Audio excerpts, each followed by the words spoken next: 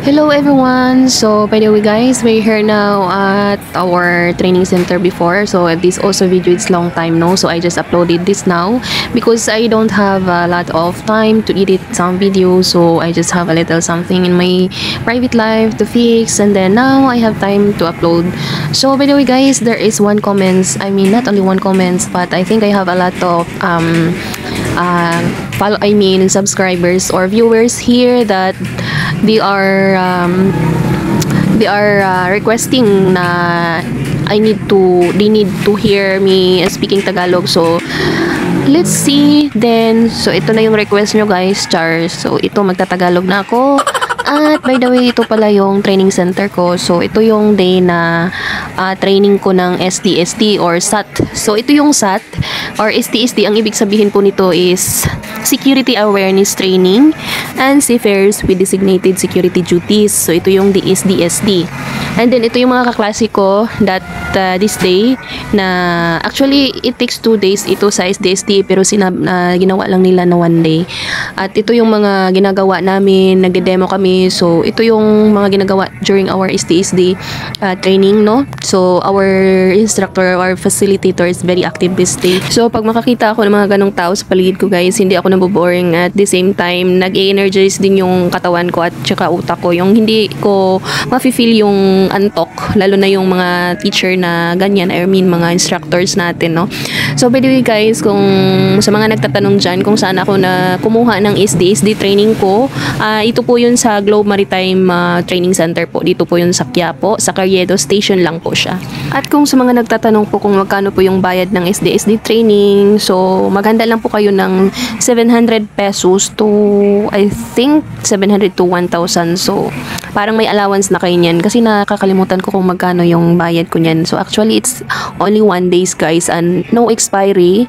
It's for lifetime training po siya. At sa mga nagte-training dyan, yung mga first timer, lalo na yung mga first timer, so ang mag-advise ko sa inyo guys, huwag kayong kumuha ng mga basta-bastang training na yung may expire lang kung hindi pa kayo hired ng inyong agency or mga vessel pa, or kung wala pa kayong mga vessel.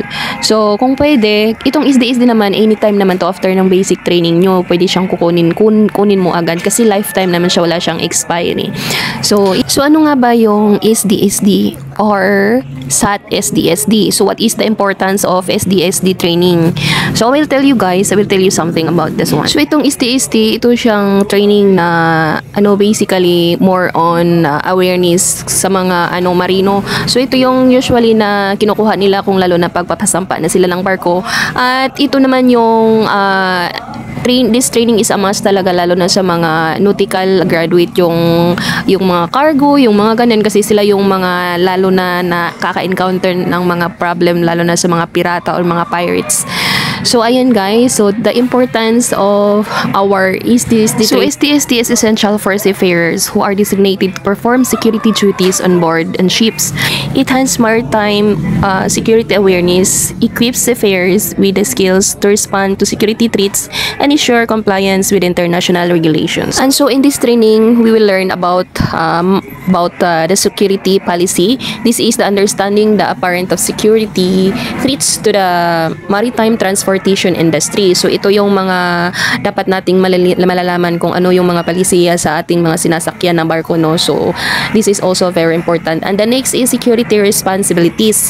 So security responsibilities, familiarity with the relevant internation convention, security plans and assessments. So ito yung mga security responsibilities ng mga crew or any crew member sa ating kung halimbawa kung magtatrabaho na tayo. So and the next is security assessment. So ito yun, dito din natin malalaman kung ano yung mga assessment na kailangan natin for any security purposes. So this means is identifying potential security threats and vulnerabilities. And then threat identification, this is recognizing security threats including piracy and armed robbery. So ito yung kailangan lalong-lalo na sa mga cargo, no, kasi ito yung mga kailangan talaga na awareness ba, kung mga lalo na yung maraming mga sinasakyan nila na marami daw kunong pirates na ewan ko, kasi sabi na nila hindi naman daw mamamatay tao yung mga pirata, nangunguha lang talaga daw sila ng mga cargo or any na pera, kumbaga parang kidnap for ransom na yung mga kailangan nila, basta pera lang yun. So and then the next is emergency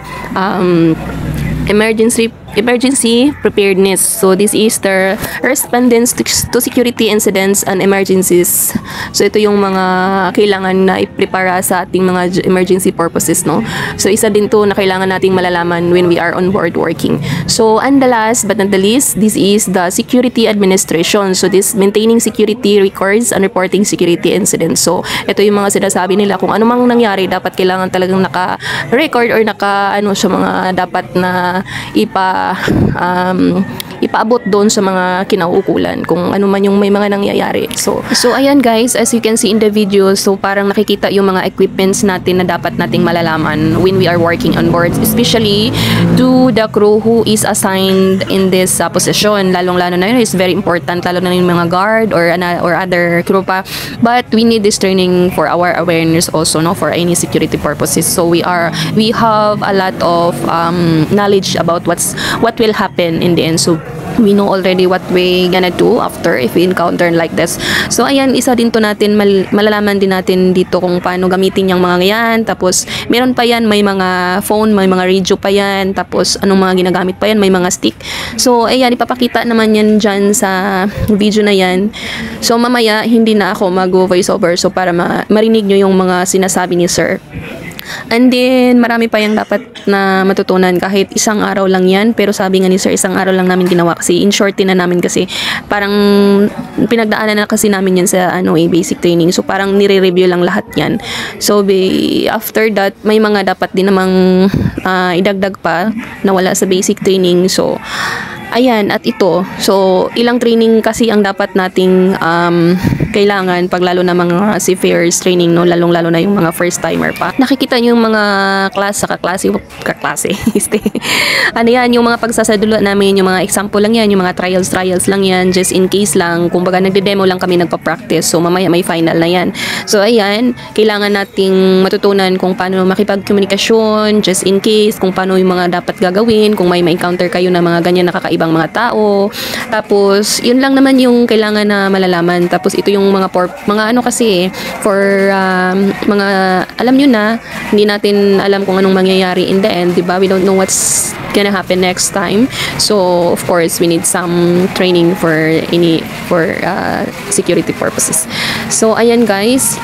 Ayan si sir, ito yung gusto ko kay sir kasi lahat na lang talaga sinasabi niya, yung lalo na pag magsasabi siya na yung talagang maintindihan mo talaga, yung parang nai-energize ako dito nawala yung antok ko Di tulad nung nakaraang nag-basic training kami, na antok ako dun sa isang instructor namin na facilitator namin kasi parang siya iba't iba talaga yung mga technique nila ng pagtuturo guys, no? So anyway, let's proceed. So sa lahat ng mga training natin guys, ang maganda talaga, dapat talaga nating matandaan, lalo na pag pag dapat makikinig tayo kasi after nyan, we have a written exam. Kung ano yung naintindihan nyo, dapat may mga pasulit yan kasi isasubmit yan sa Marina. So if ever you fail the exams, of course, you need to take the exam again.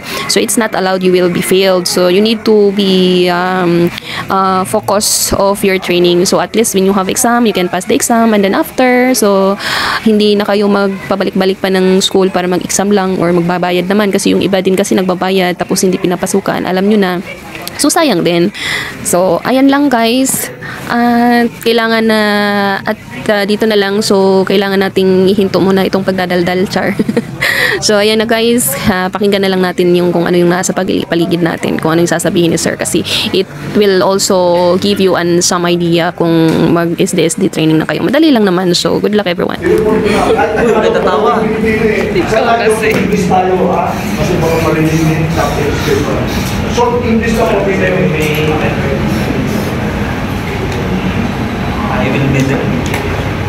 Copy. Mga ganyan, copy.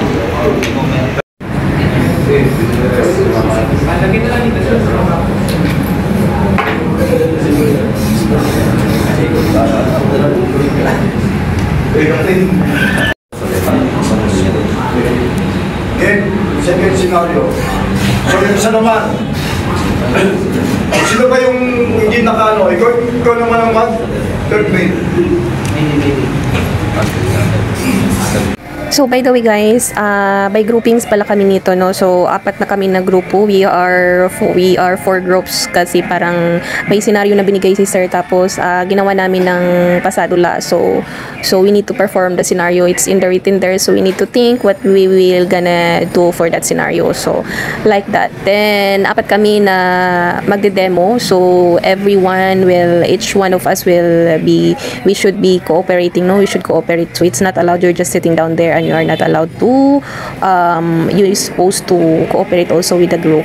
So iyan lang po. Hello sir, good afternoon. Welcome aboard. Do you have any appointment now? So in that case, we have one receptionist and one passenger. Sir, welcome aboard. Morning sir. Do you have an appointment in our shift? So the receptionist, he's asking the valid IDs from the passenger from our guests. So this is also very important, no, especially when you are working in the front office or in the reception area. So this is also a part of security awareness that you are not we will not allowing some guests or any passengers that they don't have any bookings or valid IDs, because for our awareness also.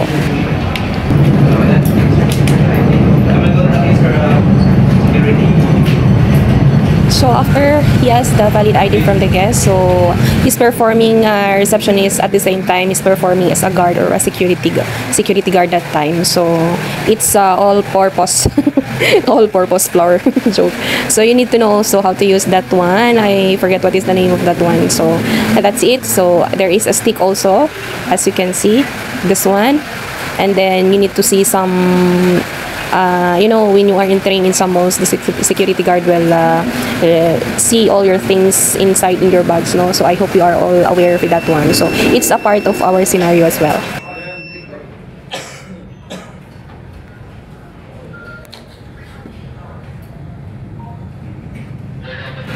Then after the receptionist will call someone to assist the passenger or the crew. So ay ano ba yan, nag-English na naman ako, so we need to speak Tagalog pala. Then after that, magtatawag ang reception natin, magtatawag ng isang member pa natin na kasamahan kung sino yung makaka-assign natin sa taga-assist ng mga passenger, no. So they will guide to their room as well. So they will bring the passengers to their room or wherever they are. And then there is also one scenario as well na if they don't have any ID, if they forget to bring ID, so you will know also how to communicate with the passenger, or you will know also to communicate as well the crew if someone passengers or guests, if they forget to bring any IDs, no. So that's our scenario is all about.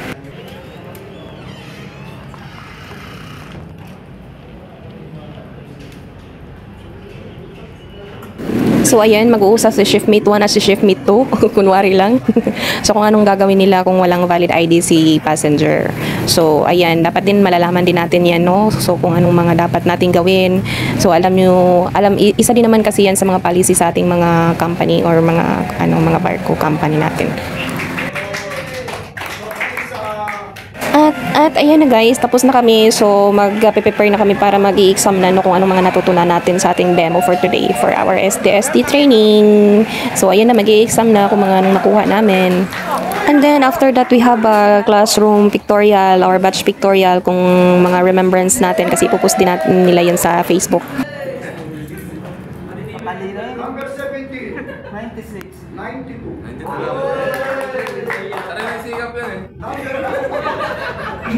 So ayan, ang sasaya namin guys kasi ang lalaki ng mga grades namin na nakuha namin. So thanks God talaga at nakapasa naman lahat. And by the way guys, that's all for today's video, and hope you will subscribe my YouTube channel. So para may update pa kayo kung ano man yung mga baleta natin, char. So thanks for watching. God bless everyone. Bye.